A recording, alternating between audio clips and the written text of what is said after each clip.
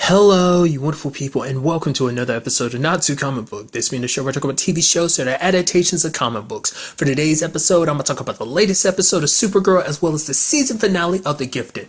Like always, if I'm talking about something that you want to listen to, you can always look in the description down below. I include the time when I start talking about each of the respective shows. So, for example, if you want to hear what I have to say about this week's episode of Supergirl, you can skip to what I had to say about the season finale of The Gifted. But the first thing I'm going to talk about is this week's episode of Supergirl. Fantastic episode, great way to kind of bring the season back into swing with the continuation, like after Kara's big defeat. She's literally on the lanes of life and death, essentially. She's hooked up to this tube. I really like that we got introduced to Brainiac 5, which is kind of interesting to me. Once again, the only reason why I know about Brainiac 5 at all is because of Smallville. Because, like, Clark kind of had to go through a similar thing, like the final season, like Brainiac 5 came to him to help him be like, oh yeah, the fact of the matter is this is kind of the path that you're supposed to be on. He was worried about the whole Lois situation, which kind of brings up the question, I guess that's supposed to mean that's what Brainiac looks like in this world. Because the same thing kind of applied in that world, like, that Brainiac looked like the original Brainiac, so I guess that Brainiac we don't know Brainiac in this particular world, but I mean, obviously Superman's been around, so he's probably faced off against Brainiac, but that's kind of interesting to finally kind of somewhat know. It is kind of curious that he has blue skin. I don't know if that's canonical. That must be canonical to who he is. Or maybe that's kind of a reference to Indigo, because Indigo, was in the first season and she was blue. Maybe that's what that's supposed to be. Maybe it's not. Just because, to me, Brainiac's always been green. So, I don't know. Maybe that's just what... Maybe there is a distinction. There's a big distinction between Brainiac and Brainiac 5. But nevertheless, we'll just call him Brainy. But I love him being like, oh man, I've thought of so many ways. Like, over 4 million ways of how this introduction could have gone. Literally, this whole thing kind of ruins that a little bit, because I like it because it's like, oh my god, I'm meeting Supergirl, the Supergirl. It's like they all fanboying out, but this is his first time too, and it's like he's literally losing it. She's like, oh my god, this is so amazing, and it's not exactly going on the way he thought it would. I did appreciate what they did for this episode, because they kind of made it a very psychological episode in the sense of like, I figured the biggest thing that would be holding Kara back is like, for her, it's like fear, which is understandable. She, like I said, she's never suffered a loss this one-sided before. And it's like, it's understandable to be afraid, but she's saying like, fear isn't what motivates her, which I did like the fact that she went on full heat beam and it kind of didn't do anything. So I did like I said, the whole like subconscious level of just like, well, her subconscious chose a place she was most comfortable, and that's her apartment. That's where she feels the most at home. I also love the introduction of Streaky. I thought that was such a nice touch. If you're not familiar, not even a comic book thing I've known. It's just because of the whole like cartoons. But like, Superman has Crypto, the super dog. Supergirl, I guess, had a one like I never remember what Streaky was. I think Streaky was like a super cat too, so I think that's what that's supposed to be a reference to. So I thought that was kind of pretty neat. It's like, oh, Streaky, like, yeah. What isn't Streaky like typically orange or something like that though? I could have sworn, maybe not. It's been ages since I've seen the cartoon that's associated with. I think he pops up in like Crypto the Superdog cartoon, but I don't remember exactly what he looks like. I could have sworn he's like orange or something like that. But it calls Streaky because he had streaks and everything. But I guess I don't know, because they're not going for the whole purpose of like, which is kind of interesting too, because like the Flash is no Ninja Streak, and that's like one of her besties is the Flash too. So that's immediately like, so much geek nerdiness right there. But it's like, that's just me reading too much into things. So. But I thought it was kind of, I guess to a certain extent, the whole like fear thing could be a factor too, because it's like, what the fact of the matter is, and it's something Alex kind of touches on in the episode and ends up being the biggest focus, is like, she's sorry because she told Kara to like leave behind her humanity, just go on full on Supergirl. And it's like, no, like Kara's the side of you I love the most. It's the person I like the most in the whole world. Which is kind of what Kara had to kind of get over. Like her subconscious is one, because that's been a real struggle this season. It's like, don't lose sight of who you are. Kara Danvers is important to who you are. Just like, it brings balance to you. It brings balance to Kara Danvers as well as Supergirl. It needs both to kind of be whole, Denying one side has kind of left her very fractured this season, and I think that's kind of been ultimately her downfall. She has not been fighting whole. But I think this episode is one of those steps forward to finally being whole again, So I appreciate it being like, well, the clue that she needed to see was picking up her glasses, and then she could finally see the key to unlock the door and get out. So I even love the fact is that Brainiac later on, she's like, wait a minute, aren't you shorter? He's like, well, you think I actually made myself taller in your subconscious so that when you know, I'd be a little bit more respectable in your eyes or something? She's like, yeah, sure. He's like, yeah, I actually did. I was like, that's sick. You made yourself taller in her mind. That's super good.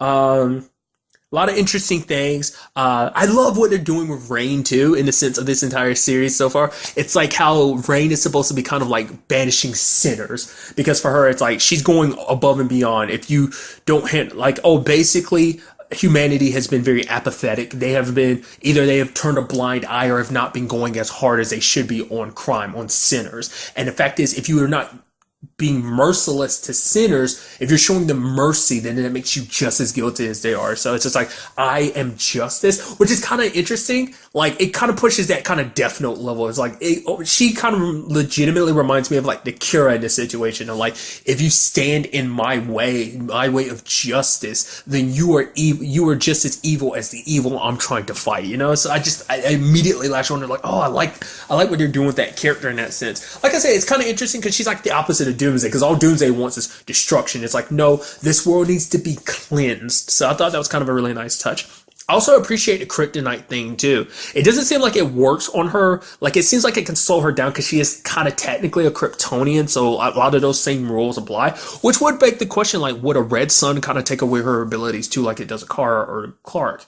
But maybe it would temporarily, but to a certain extent. Like, kryptonite slowed her down, but eventually, like, it kind of worked its way out of her system really quickly. So maybe it's a situation, because I made comparisons to her in Doomsday, because Doomsday constantly adapted. That's what makes him such a deadly opponent. Maybe she does the same thing too. Maybe not. We'll just kind of have to wait and see on that. But I'm curious, like, if she adapts to it now that kryptonite won't work on her. And most kryptonite has kind of been removed from the situation. So, because you never really had to worry about the whole Kryptonians going a little crazy situation. You know, Clark kind of handled that. Which, to be fair, that came up again last season, but then it's like, well, Kara kind of dealt with that and everything, so it was, you know, it's kind of a whole thing. So, which is kind of funny considering the fact is, once again, it's that situation of like, season 1 we don't really acknowledge much, but it's like, there was a Kryptonian attack in season 1 which we don't acknowledge because it's one of those things, I'm sure that was kind of storyline wise that they just dropped. So it's kind of interesting I mentioned that too, because there's a whole situation, I think it kind of spoils things a little bit, but I think Fort Roz is coming back to the story in a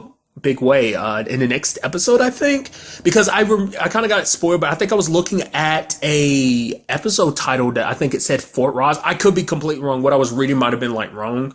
So I don't know. That might have something to do with the next episode. Nevertheless, I'd be very interested to see them kind of circle that back into the story, because it hasn't popped up. They've made references to it, but they haven't really done anything with it subsequently since season 1. That was the last time we heard or saw anything about Fort Ross. But nevertheless, we did get to see, well, for one, it's kind of interesting seeing like a spaceship battle a little bit in this show, just because it's like, well, that's typically kept the Legends of Tomorrow seeing like a ship, you know, and everything, which isn't saying this is our first spaceship and everything, but it's like our first like ship battle, because you have Brainiac at the helms. I also appreciate we got to see Mon-El and Emerald fight a little bit, in particular, like some of like what the Legion ring does for them. I thought it was just kind of a means of time travel, which I guess it's not the case.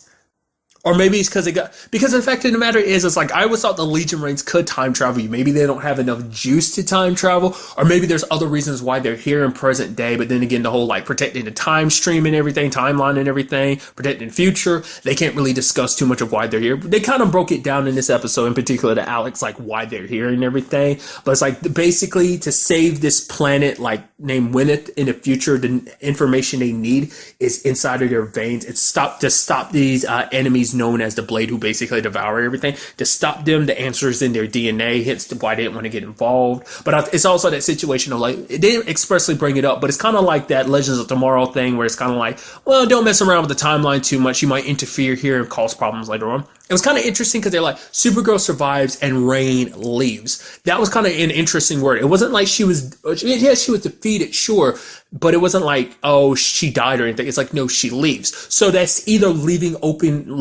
us an opening to be like, nope, she ends up being defeated. That means they changed history. Or something happens to Reign's character, like, because there's still that duality side to her where it's like Sam, it seems like anytime Sam makes any contact with like anything related to Reign, because she ended up looking at a newspaper that showed her at her defeating Kara, and then like her eyes kind of glared over and it seemed like she was shifting back into Reign mode. So I don't know, we'll just kind of see that going forward. She did seem like she was just having fun with Ruby in this episode, so that motherly instinct was still there and everything, but we'll just kind of have to wait a little on to see where that all kind of takes us. But really quickly, getting back to it, because Mon-El was flying, so obviously he doesn't really have that ability. All he could do before was like jump really far. So it seems like it was part of the Legion ring, or maybe it's like the Legion ring combined with the ship allowed them to fly. I don't know. It doesn't seem, And then Emra seems like she has like telekinetic abilities because she lifted those weights and threw them. Plus she built a shield around Mon-El from the freeze breath. So it's kind of interesting too to see that a lot of her abilities are reflections of Kara's, except she's, stronger. Like I said, this is like the first time she's ever been this outmatched before. It's never come up in the show. Like, she's never been that badly injured, so. I also like the twist that it is like, oh yeah, she's got her own pals to kind of back her up too, so that's definitely going to be interesting going forward. I like they getting that, religious dude, I forgot his name, but the one that was like, oh yeah, Kara, I love how he's switching sides, because in his eyes, like, basically it's almost like they're messiahs or something, and it's like, oh, his messiah let him down. Like, Kara was supposed to embrace her faith and rise and become the person she was meant to be. It's like, she failed the test, so I can no longer back her up. The one that follows the true path. The fact is that Reign 1 is proof that no, this is the one I should be following. She's the one I should be praying and worshiping. So he's going to be helping her from now on, which is kind of interesting. It's like, oh, kind of interesting how you flip-flop like that. I guarantee you're going to flip-flop again when you see the truth. Because it's like, well, I guess in his mind, it's just like, no, like, her path is a true path, even if it means wiping out people. It's like, it's kind of like that dystopian type of thing, kind of like a Minority Report, like kind of going after you before you really commit any type of crime. It's like, oh, and even if you do commit a crime, go even harder on you for it. So it's just that kind of, like I said, like dystopian yet utopian world of like, oh, everything is perfect, basically keeping humanity kind of in line. Like, that if you're not perfect, good little beings, I will wipe you out, essentially. So it's enough to put an entire city on scared. I feel like if anyone should be the most afraid, it should be Edge. Because it's like, she'd probably come after you in a heartbeat, being the terrible human being you are. Maybe that's why he didn't pop up this episode. It's like, yeah, let me stay out of the spotlight for a little bit. Let me hide away. Maybe he's done such a good job covering off of all the bad stuff that he's done. It makes you wonder, God, I'm crossing streams here a little bit, but does like Reign kind of have a little bit of a Ghost Rider thing where she can sense out bad, where he can sense out evil and purge it? Maybe she can do the same thing, or just using her ability, she's keeping an eye out on the entire city, of like, oh, crimes being committed here and there. So I don't know. Either way, yeah, I'm just kind of interested by that. I thought it was kind of interesting. It's also kind of interesting too that the whole Mon-El situation with Kara, she's handling it a little bit better this episode, because it's like, yeah, it still hurts, but she's like, she knows that she will grow stronger from it no matter what happens. There's still a part of me that's like, I kind of want you and Mon-El to be back together again. But then again, there's that whole situation of people kind of typically like, even like, oh, no, Supergirl should stay single. Kind of like the whole Oliver and Felicity thing. It's like, no, who cares about it? Which I've, like, ever since they broke up, I'm like, God, what is, Olicity? Is that it? I forgot. I think that was it, Olicity. I think that's their ship name. But I can't even do Kara L because that doesn't work. Manara, I guess. Connell. Either way, so we'll see about that. The fact is that him and Imra are married. I think that's going to complicate things a little bit, but it's probably going to be the situation of like, yeah, they go back to the future and everything to do what they need to do. So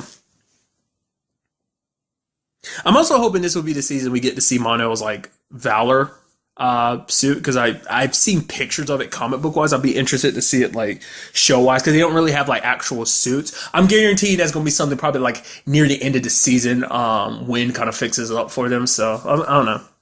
What I also appreciate in this episode too is John having to turn into Kara. He's like, again? I was like, that's so good. And him having to pretend to be her, and he's just like, oh yeah, totally being non-Kara. It's like, well, before he only had to show up as like, didn't he have to show up as, I forgot I always forget in my mind who was who. I could have sworn like Kara was herself, and then John showed up as Supergirl, if I remember correctly. Back in season 1. I think that was the case. I could be 100% wrong about that, but nevertheless, but I just loved his mannerisms and everything, and also helping out Lena with the whole situation with Jimmy. They're being a little awkward around each other. It's like not only is she your boss, there's also the whole situation, as I brought up too, but she brings it up. It's like, well, you're Superman's best friend, and I'm kind of, well, I'm a Luthor and everything, and that's super awkward. And it's like, no, Jimmy likes you. And it's like, oh, having that conversation about Lena being like, oh, Jimmy's such a good kisser, and you have John kind of being his, car being like, yeah, I guess, yeah.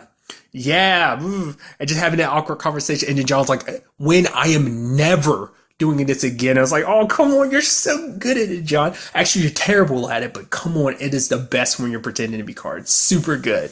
Just another great episode to add to the list. I'm super glad to have Supergirl back. I'm so excited to see what they do with this whole Rain situation going forward, especially if there's going to be others like her, whether they're going to be exactly like her or what. Kara's going to have to join up, kind of like. It's kind of interesting because this is like our first time getting Kara potentially a full-blown team. Like obviously she worked with Mon-El last season, but it's like working with him and Imra as well as Brainy, as well as John, like all together, like superpowered group against this other group. It's going to be interesting to see that go down. So I'm very interested to see what the next episode has in store for us, especially if it has something to do with Fort Ross. But even if it doesn't, if I'm completely wrong about it, either way, I'm still interested to see what goes down. So. And now moving on to the Gifted season finale, a fantastic season finale. Obviously, this was a 2-hour long season finale, but obviously I'm just going to be talking about everything in just whatever order comes to my mind. A lot of stuff went down in the season finale. So let's like break it all down. What I love most about this season finale, they did such a fantastic job, even from the very beginning. Like, I mean, not even just this season finale, but the entire show has slowly, over the course of everything, been leading to like the little divide that basically happens in this episode. Because even the Andy and Lauren situation, from the beginning, I was like, it seems so interesting because it's like Lauren's character seemed more like aligned with what the X-Men were all about, because she's all about using her powers responsibly. But you have Andy being like, no, we need to fight back against the humans are coming after us. Even at one point, Reva's like, wait, humans? You're talking about like all humans are the enemy. What about me and your mom? Are we coming after you too? And Andy's like, you know what I mean? And it's like, just seeing him go further and further down that way, to the point him and Lauren almost went into a fight because he was going to keep going after some Sentinel members. And it's like, don't do that. They're already banged up from you attacking them. Don't do this. And they ended up attacking each other. In that moment, you saw the divide even more. And I just thought it's so beautifully constructed because you could already tell the paths are going down the way they were. Like it seems more so than anything as Andy, like I said, his approach to like his powers, whereas Lauren was all about hiding her powers, he was all about always like, I got to use them, I got to show what I'm capable of, you know, and for the right reasons. He wanted to protect his family, sure, but maybe there's also the other side of him that I'm sure there's like that part of him is just like, no. I guess it almost kind of reflects with his powers, his ability to rip things. Well, not really rip, but it can be used to rip, but he can push things. And I guess that's more so like, I don't know, maybe it's kind of a reflection of his personality a little bit too, because once again, he's a kid who's been pushed around most of his life, and now he has the power to push back, you know? So it's just an interesting thing when you break it down like that.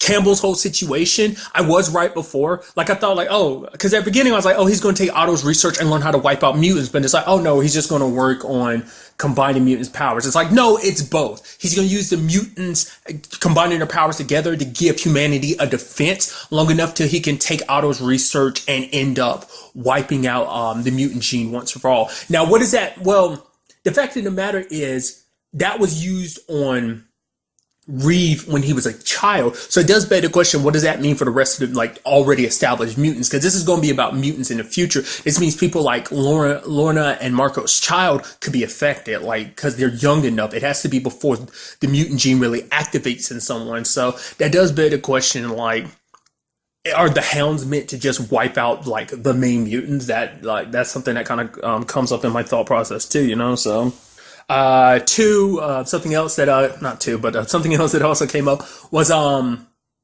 It does. It is. I was right before too. I guess. Like once again, I'm not that familiar with comic books, but the Hellfire Club, I was like, that seemed like some Brotherhood stuff. Turns out it is the case, and then once again, that divide even more so because it's like, well, the divide before was a kind of like difference of opinions, but now it's like literally, it's like we have the X-Men versus the Brotherhood again in some shape or form in this show, and I really appreciate that. I mean, we still haven't seen the full extent of like the Hellfire Club. We haven't even seen the full extent of the Mutant Underground. This is only one section, isn't it, of the Mutant Underground? Well, I think it's the main hub. Yeah, I think it's the main hub, but I think it is kind of like, isn't it like a worldwide network? But I think this one in particular is the main hub. But I think it was more, maybe it wasn't this. Maybe I'm thinking of something else. But I thought they brought it up as kind of like it being like a sale thing. But it's like, no, I think this is like the main plot point for the Mutant Underground was like led, by John and everything. So like I said, we only met one other member of the Hellfire Club with the exception of the Frost Sisters.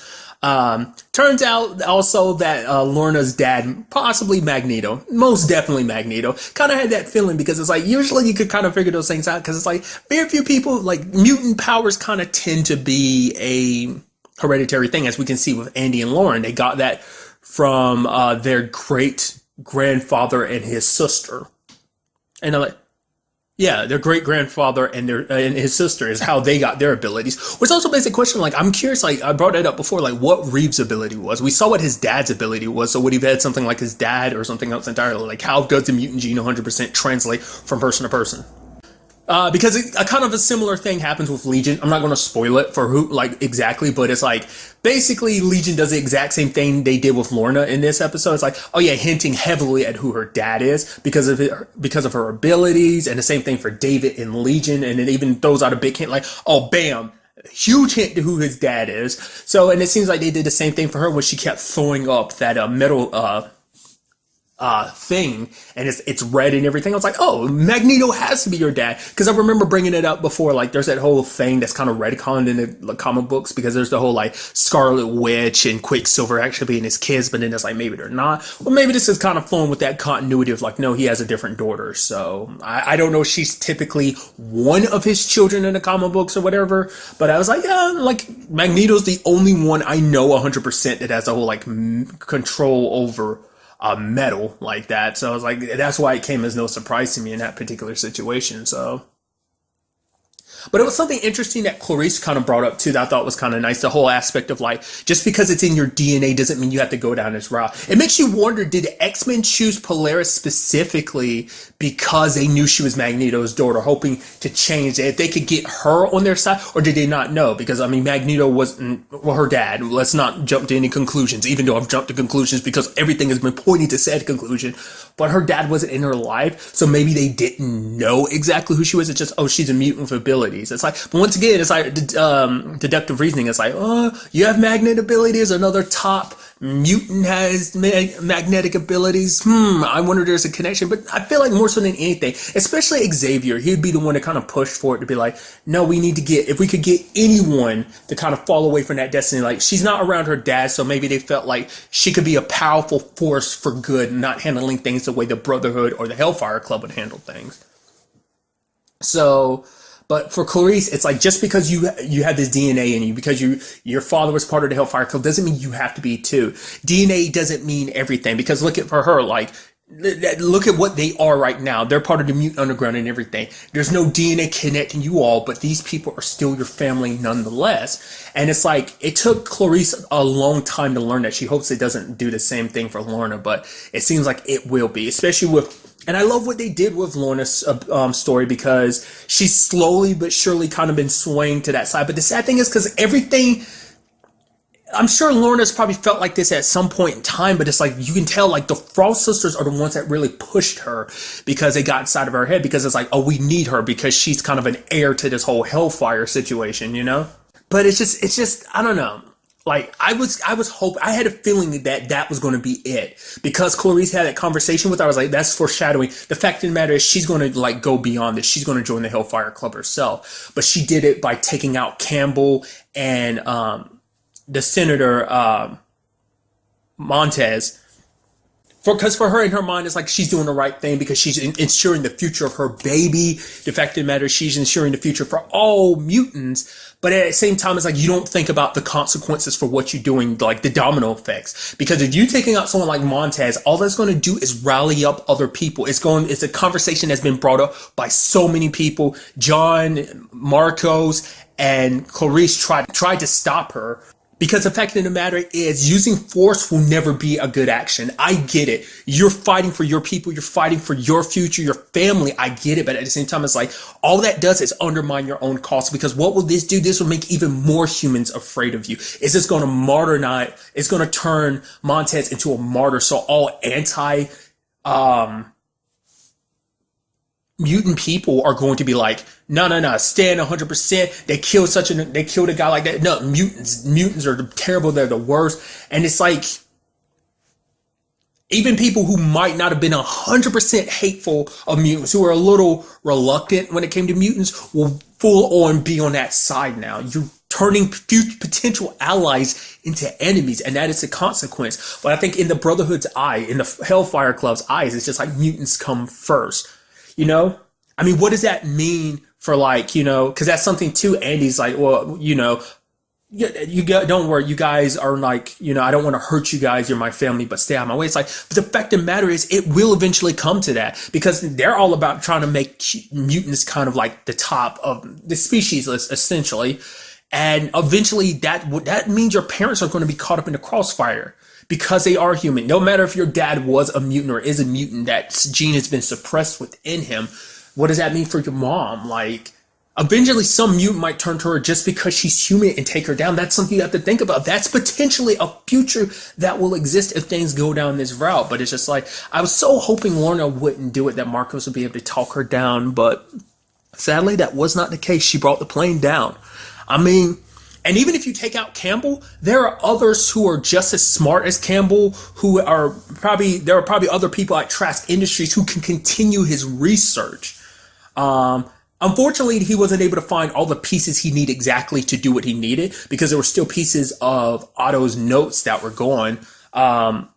Reeves' mom talked about a researcher named Madeline, which is interesting just because, like, you know, the actress who plays Reeves' mom, she played a character named Madeline on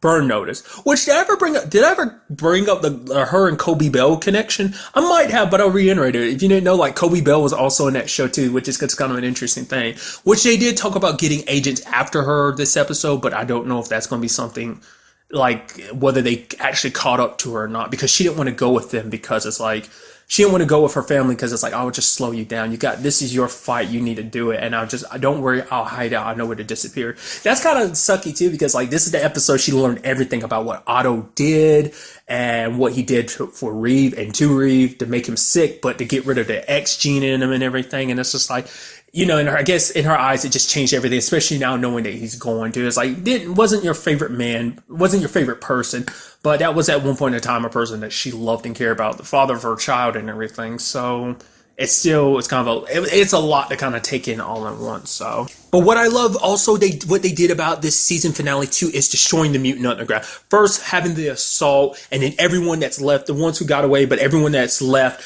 working together. You know, Reeve and Caitlin with the other mutants trying to fend off, and then, like, the Hounds come, and then it comes down to Laurent and Andy to use their power to push, and we still have never seen fully the aftermath of what they've done, like, to their full extent. We've seen what their power can represent against an adamantium. I don't know why I was struggling on that. Kind of had a brain fart there.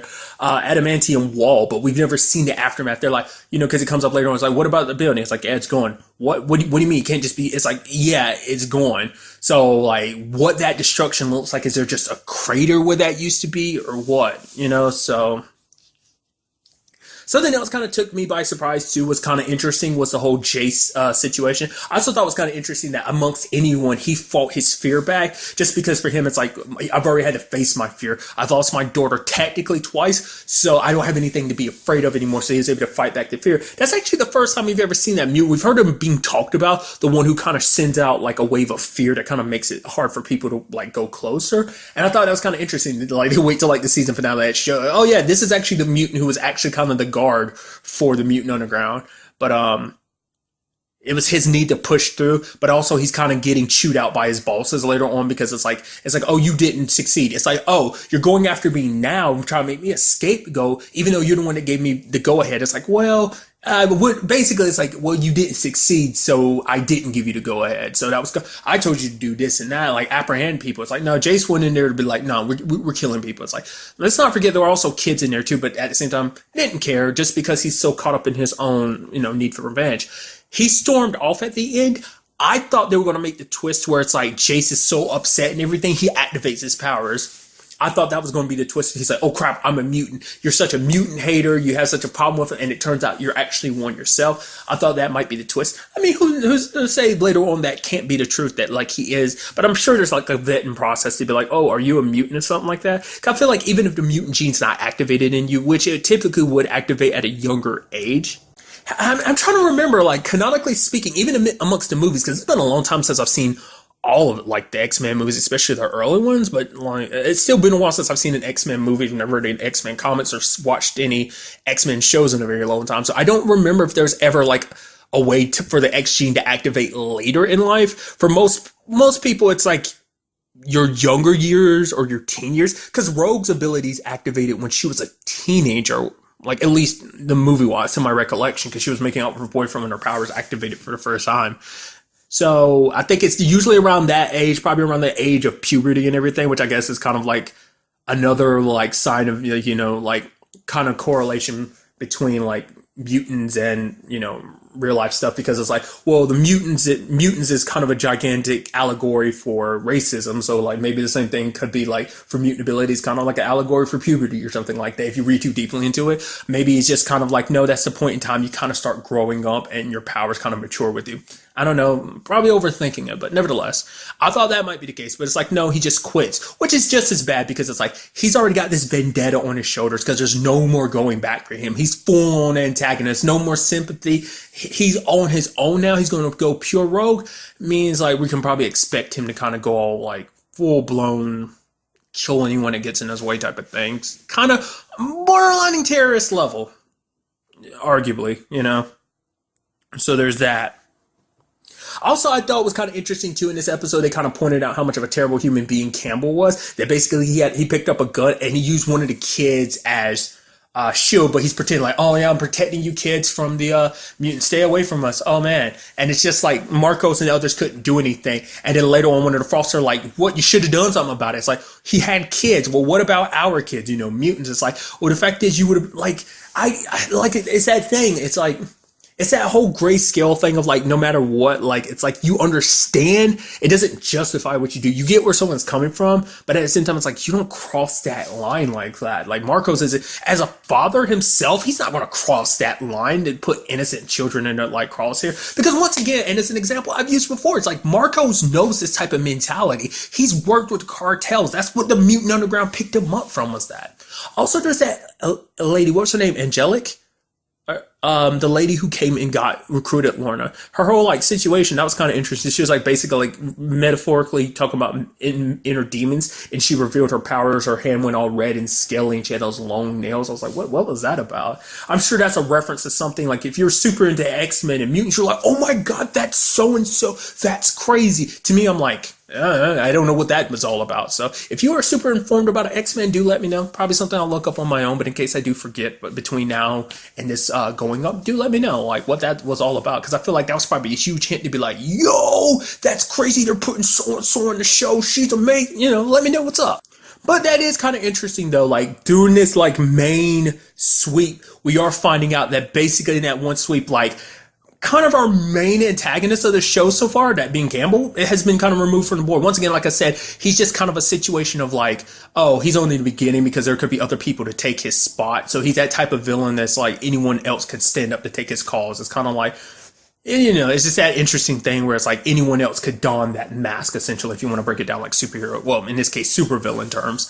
It's kind of interesting, too, because in this particular episode, we've learned more about Campbell. His brother has cystic fibrosis, and for him, it's like, it's that situation of like, it's kind of a luck of the draw. Like genes, like one tiny gene out of place could basically determine whether someone lives a healthy life or a terrible life, like his brother Jack. And that gene aspect, that mutation, he wanted to fight that, and to him, it's like that same mutation is what mutants are for humanity, and he's trying to cure humans of, because he's treating the mutation gene more like a cancer, because to him, it's like, it's in this one gene being off, we have these people with abilities who are scary, whereas we as Homo sapiens overwhelm the Neanderthals, even though they had the better genes, we came together and we wiped them out. Essentially, it's like we're facing that same danger. So that's the greatest motivator of all, is fear. Fear of what we don't know and we don't understand because we do not wish to understand. And once again, the whole allegory for it and everything. And it's just super sad because you understand where everyone's coming from. Because it's like, from Lorna, it's like, did you see all those people outside that like Humanity Day like gathering? It's like they were so happy. They hate us. But once again, like, you can't fix hate with hate. It's actually kind of interesting. I didn't even think about it at the time, even earlier. It's like this episode came out on MLK Day too. That's crazy. I'm making that comparison to the whole allegory of racism, and it's like, oh, this came out on MLK Day. It's like, it's very befitting. It's like, you know, the similar aspects and everything. I cannot believe I didn't even think about that. No, that's crazy. Maybe they did that on purpose. Maybe that was kind of planned because there was that whole break last week. But then again, that could just be like, well, still, I think it still would have applied anyway, because it's like, even if last week there was an episode, there still would have been like the season finale this week anyway. But nevertheless, I'm going on a tangent. So, because the point I was saying is, hate only begets more hate. You won't resolve any issues. You're just going to make things worse. And I think that's something Lorna's definitely going to be learning. Like, you know,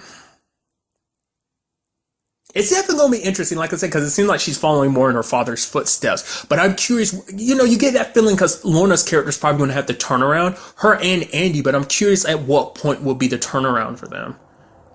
Like I said, it sucks, like this, even having the Strucker family like divided like that, especially consider, I'm sure if they could, they would want Lauren too, so that they have the Strucker power at full. But it's like, I'm sure they'll be happy with just Andy, because with what Andy can do, he is probably like one of the current most destructive abilities amongst mutants, so it's kind of making him a key asset. So like I said, hopefully going forward we get to meet a lot more of the other mutants. Kind of interested to see how any of this will go about with the Mutant Underground trying to rebuild from here, but that's why some left, because it's like, because they're the most broken now too, because it's like, no, our home is going. It's like, rebuild it, like after everything else, because the X-Men set them up with everything, but it's like, you know, the X-Men wanted you to have the will. It didn't need you to have some fancy base or something like that. It's like, no, your home is where you make it your home. And the fact is that it's just, that's not enough for them, just because it's like they've watched their entire world disappear. I even like the fact is they try to turn on the Struckers. It's like, basically everything's kind of falling apart since your family came into. It's like, don't try and take this out on us. Like, it's not really 100% on them. Like, things were going to come down to this, whether you want it to or not. Maybe it's happening a little sooner than it would have, but it would have happened eventually anyway. So I'm definitely very interested to see like the show going forward, like especially that big divide, like Lauren versus Andy. Especially because he said that douchebag thing of like, oh yeah, you already tried to tear apart the family when you kept that secret about your abilities, or you're trying to do it again now, and it's like, you douchebag. Just because it just sucks, because it's like, well, you're a teenager and you have all that power and you just have this aggression, and it's just like, it's just a terrible circumstance to be in, especially after, like, maybe because Lauren had more time to adjust. So yes, she was hiding her abilities, but she was adjusted to this whole, like, mutant thing. It all happened to Andy all at once, gaining his abilities and being on the run and hunted. Like, that all happened to him all at once. Lauren had time to keep up, to understand her abilities and understand that whole situation. So she has a little bit of a different outlook on it than Andy does. So she's a little more optimistic about humanity, whereas Andy's a lot more pessimistic about it. So, because all in his circumstances so far, all he's seen is the bad side, which Lauren's seen the bad side too. But I don't know. It's very two different, very different outlooks, which is kind of interesting considering the whole Strucker thing is all about them, like, kind of basically coming together as one, kind of seeing eye to eye, being on the same frequency, essentially. So. Obviously the show is coming back for a second season, which I definitely had to stick around long enough to see if that was the case, and it is. So excited about it. The show is so good. I cannot wait to see what they do with a second season. Like, I would assume it to come out like fall of this year, but we would definitely have to wait to see. But like I said, I'd be so interested to see what they do with the second season of this, like what the story would take us. Like I said, at first it seems like Chase might step up to be the main antagonist. It's coinciding with the Hellfire Club. It seems like they're going to be set up as the main antagonist too. So, like I said, I like it because it's basically like the X-Men and the Brotherhood kind of both revitalized and about to go head to head about how to face this whole war that's about to come, whereas the Hellfire Club is trying to start a war with humanity. The Mutant Underground is going to try and, stop that before it gets bloody on both sides, So it's super sad because the Mutant Underground worked together to get everybody to safety, and now the Mutant Underground itself is divided too. So once again, because the thing is, we don't know that much about the Hellfire Club. Maybe they didn't really have that many members outside of Frost. I mean, depends on how far their reach is.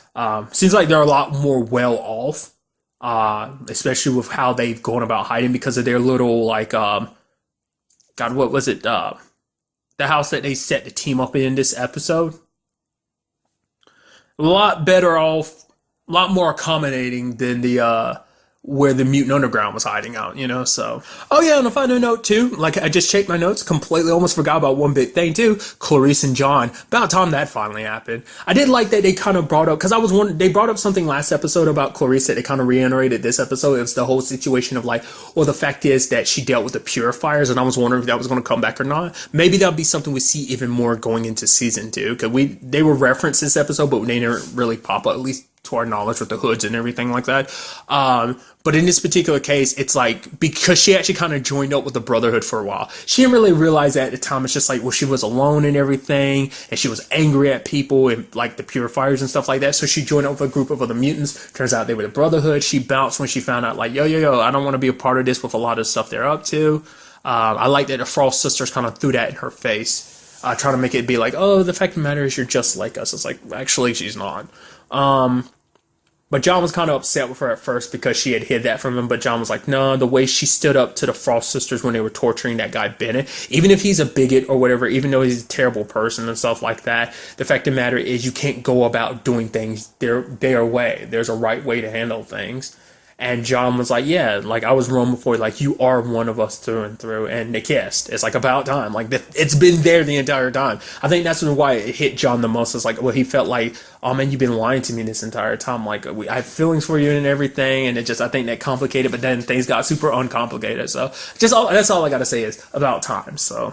But really, that's it. I've been running my mouth off long enough. Like I said, a fantastic season finale. I'm super excited to see what they do with season 2. But really, that's all I want to talk about. So the next time we meet, be happy, be safe, love life to the fullest, and enjoy it. Good day and good